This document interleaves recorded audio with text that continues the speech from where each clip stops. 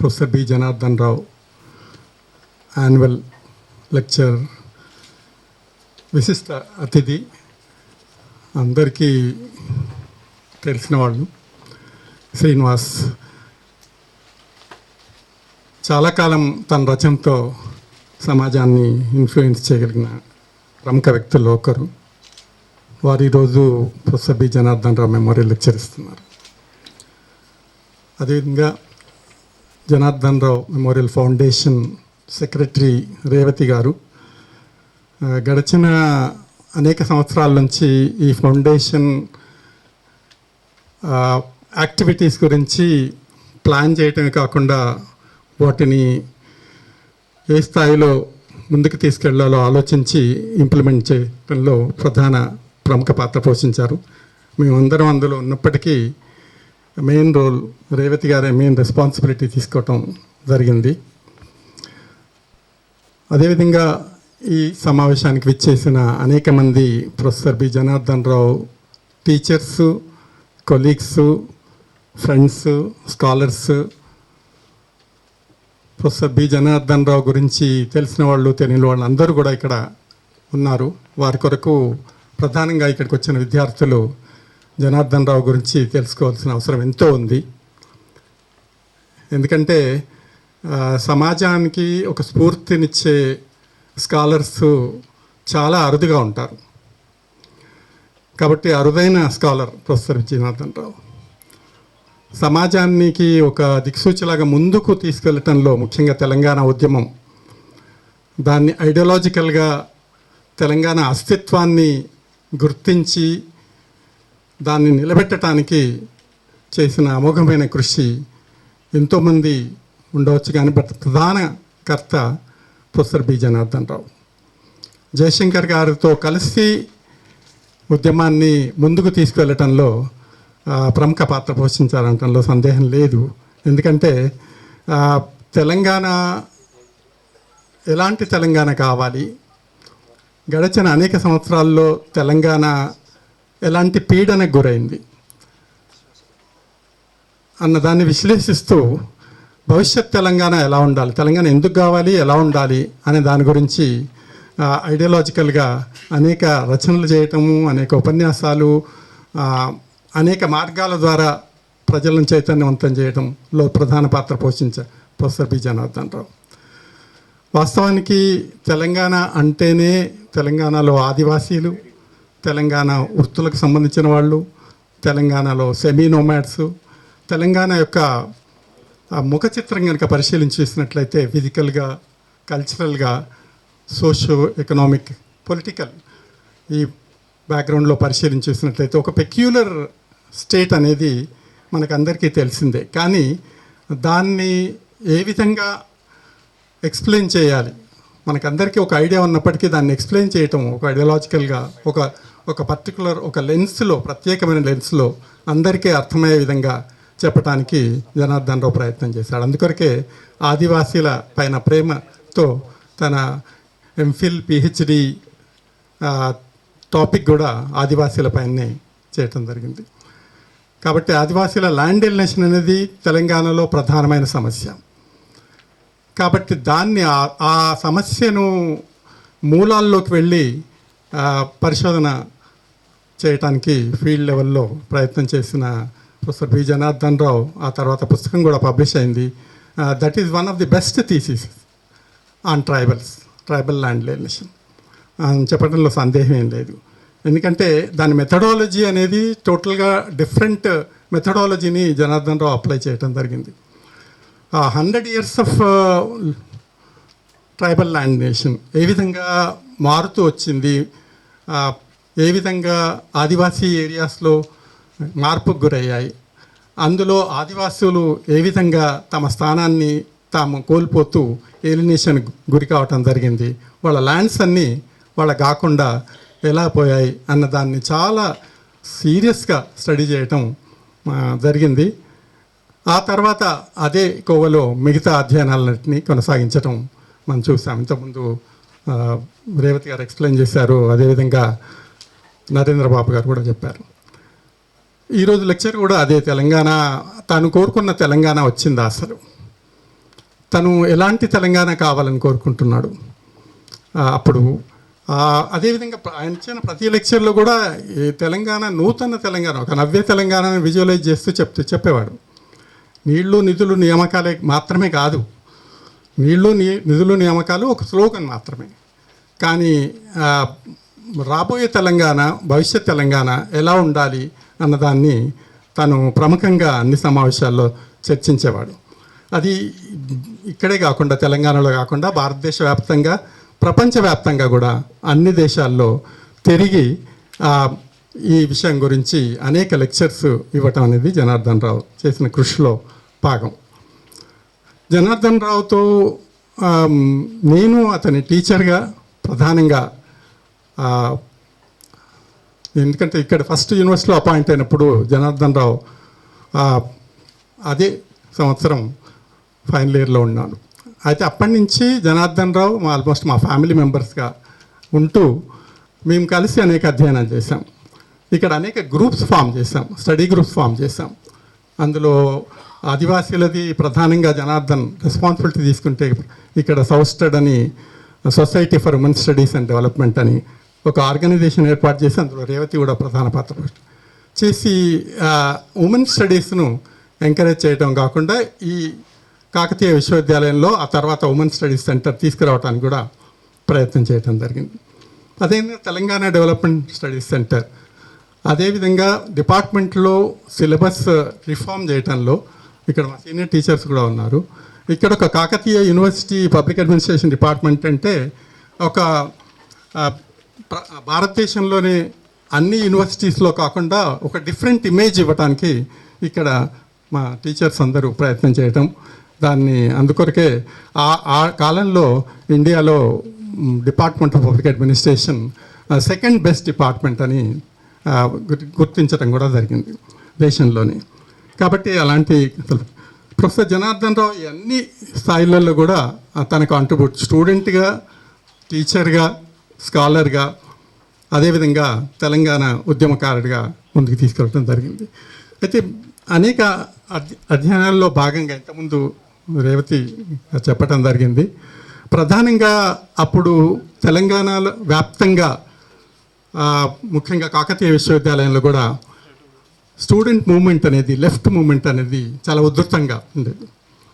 మొత్తం తెలంగాణ వ్యాప్తంగా గ్రామీణ ప్రాంతాల్లో, ఆదివాసీ ప్రాంతాల్లో ఏ విధంగానైతే మార్పు తీసుకురావచ్చే ఉద్దేశంతో ఆ విప్లవాలను కళ్ళగట్టినట్టు మనకు చూపించడానికి కూడా జనార్దన్ రావు తన లెక్చర్స్లో ప్రయత్నం చేశాడన్న విషయం మనకందరికీ తెలిసిందే. అందులో భాగంగానే మళ్ళీ తెలంగాణ వ్యాప్తంగా ప్రత్యేక తెలంగాణ ఎందుకు కావాలి అన్నదాన్ని సబ్జెక్టుగా తీసుకొని దాన్ని ముందుకు తీసుకెళ్ళటం జరిగింది.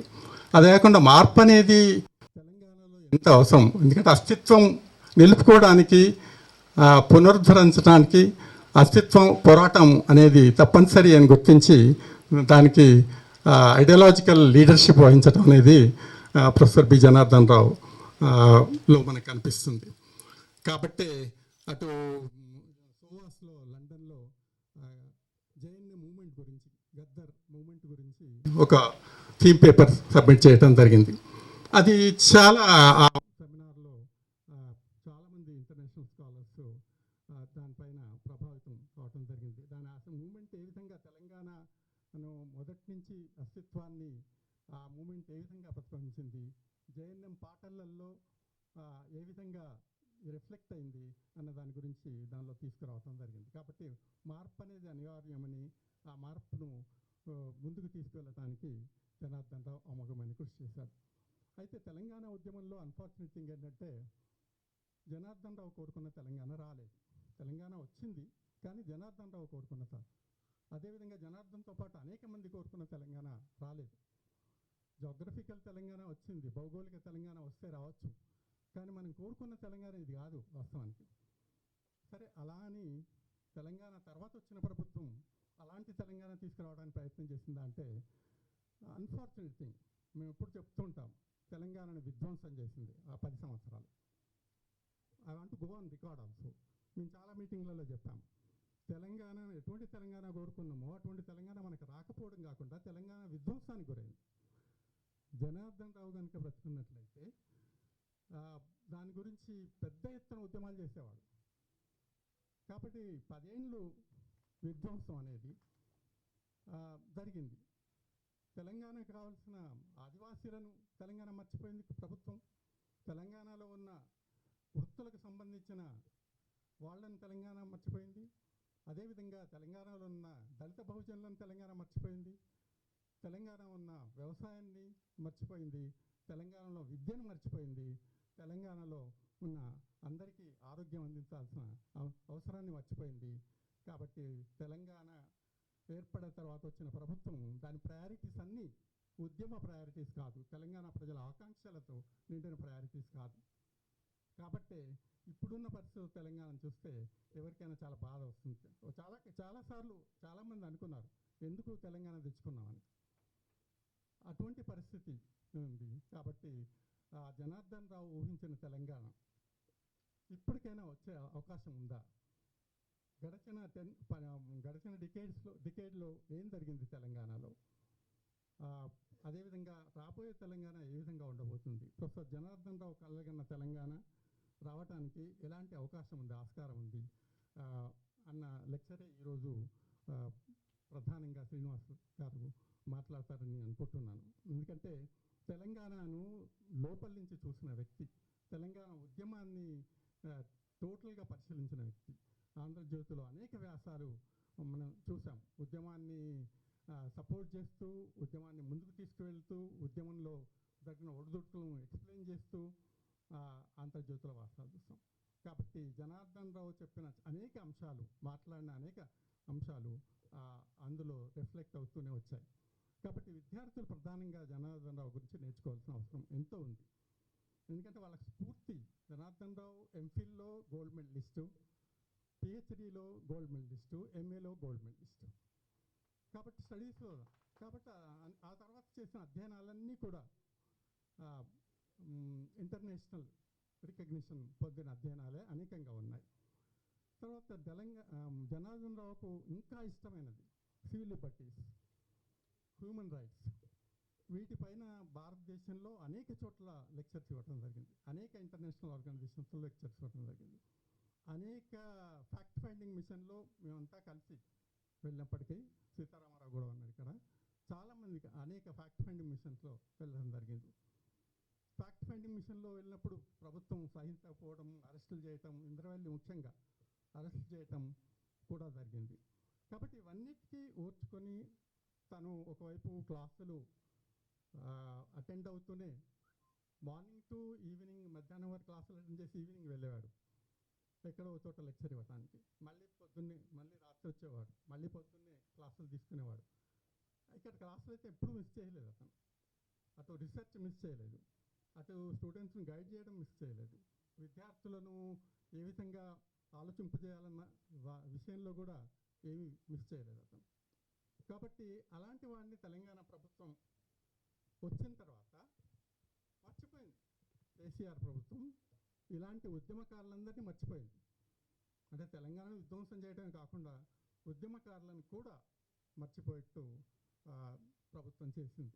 కాబట్టి ఈ కొత్త ప్రభుత్వం అయినా ఉద్యమకారులను గుర్తించుకుంటుందని, కొత్త ప్రభుత్వం అయినా ఉద్యమకారులకు తెలంగాణ వచ్చిన ఇప్పుడు రాబోయే తరాల వాళ్ళు చేసిన సాక్రిఫైజెస్ను గుర్తుంచుకునే విధంగా ఈ ప్రభుత్వం అయినా చేస్తుందని తప్పనిసరిగా ఆశిద్దాం. అన్ఫార్చునేట్ థింగ్ ఏంటంటే ఇప్పుడు వైస్ ఛాన్సలర్ గారు ఇక్కడ ఉన్నారు, వారికి నేను ఒక చిన్న సూచన కూడా చేయదలుచుకున్నాను. ఇక్కడ తెలంగాణ డెవలప్మెంట్ సెంటర్ అనేది ఉండేది. అది చాలా అధ్యయనాలు కూడా చేసింది. ప్రొఫెసర్ సదానందం గారు కూడా ఉన్నారు ఇక్కడ. కాబట్టి మళ్ళీ దాన్ని పునరుద్ధరించాల్సిందిగా నేను వైస్ ఛాన్సలర్ గారిని విజ్ఞప్తి చేస్తున్నాను. ఎందుకంటే తెలంగాణ ఉద్యమంలో కీలక పాత్ర ఇక్కడ విద్యార్థులు, టీచర్లు, ఇక్కడి సమాజం కీలక పాత్ర పోసింది. వీళ్ళ కాంట్రిబ్యూషన్ ఎంతో ఉంది. కాబట్టి అలాంటి సెంటర్ ఇక్కడ ఉండాల్సిన అవసరం ఉంది. దాన్ని ఎలా పునరుద్ధరించారో వైస్ ఛాన్సలర్ గారు ఆలోచించి తప్పనిసరిగా దాన్ని ఇక్కడ అనేక సంస్థలు వచ్చాయి, అవన్నీ కుంటుపడిపోయినాయి వాస్తవానికి.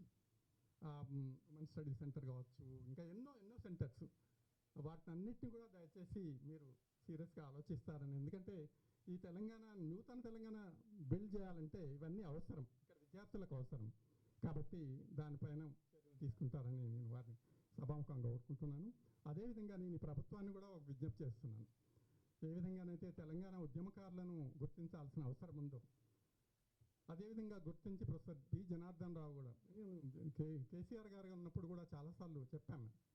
జనార్దన్ రావు అటు టీచర్గా, స్టూడెంట్గా, ఉద్యమకారుడిగా, అదేవిధంగా ఒక రీసెర్చర్గా చాలామందికి దిక్సూచిగా పనిచేశాడు. కాబట్టి అతని పేరు పైన ఒక సెంటర్ పెట్టాల్సిన అవసరం ఉంది అని నేను తెలంగాణ గవర్నమెంట్కి అప్పుడు కేసీఆర్ గవర్నమెంట్కి చాలాసార్లు విజ్ఞప్తి చేశాం.